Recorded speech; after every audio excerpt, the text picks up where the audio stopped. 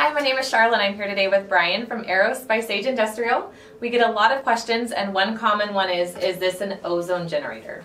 Yeah, that is a very common question. In a quick answer, no, we're not an ozone generator, but we do generate ozone. So an ozone generator, normally when you look at an ozone generator, it is purpose-built, meaning it is designed to just generate ozone. Ozone is an effective sanitizer, but in order to be effective, it has to be at high levels. So most of the virus inactivations, testing on virus inactivations, etc., are done at either 200 ppb or 0.200 ppm or higher. I've seen them, in the full ppm, 1 ppm. But it takes 8 hours. It takes a long time to do an effective kill or an inactivation on a virus with just ozone. So ozone generators are purpose-built just to generate ozone.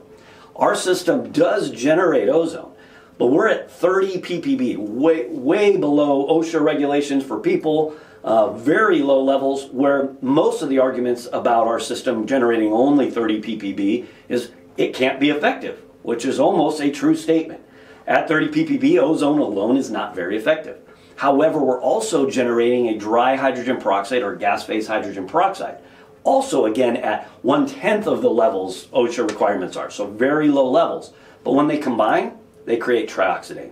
Trioxidane is a natural antimicrobial agent that can do surface killing. So in the environment with only 30 ppb or low level ozone in that room, you are getting that trioxidane created, which has a half-life of about 12 minutes, doesn't last very long, so we're constantly regenerating. So we're generating ozone on purpose to create trioxidane. Trioxidane is now the antimicrobial agent that's killing, inactivating viruses, killing bacteria, molds, pathogens, odors, VOCs in the air and on surfaces in the environment. So no, we're not an ozone generator. Yes, we generate ozone, but at very safe levels. So a lot of the testing you'll see, or even if you watch the news on air quality index, you'll notice that ground level ozone is high, moderate, low, safe, so you see various levels. So they monitor ground level ozone. Some of the reason they do it, we can go here outside and find 70 on any good day, 70 ppb, which is way higher, more than double what we're at in most of our rooms. You can find that, and higher than 100. Most of the testing that shows that, hey, there's an air quality index issue for people is at 120 or above. I've seen even 400 ground level ozone.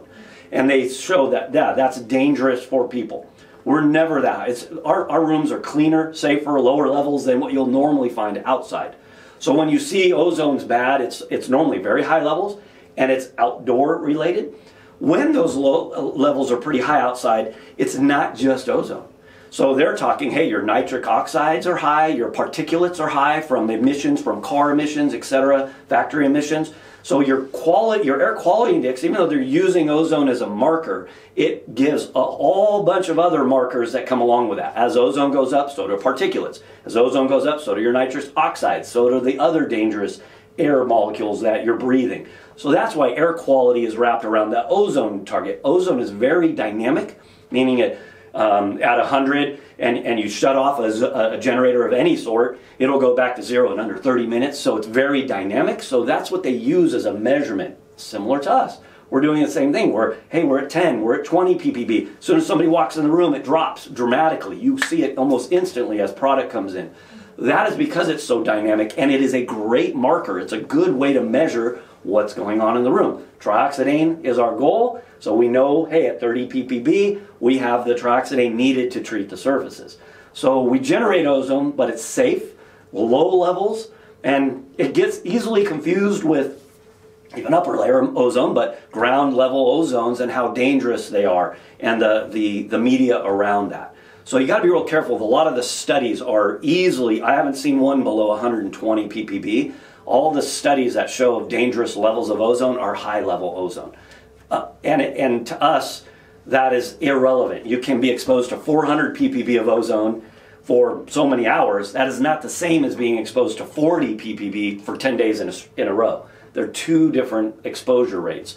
So you can't do a test at high levels and say ozone's dangerous. Yeah, a lot of chemicals are dangerous at high levels. I wouldn't want to breathe a lot of chlorine at high levels or other things. So you got to really know the difference between ozone levels and what's attached to that ozone. So outdoors, there's a lot of other things that are attached to it. Indoors with us, we've got the dry hydrogen peroxide at safe levels, which creates that troxidane, and actually your air quality is awesome. It's beautiful inside. So that's the main difference between a generator and us.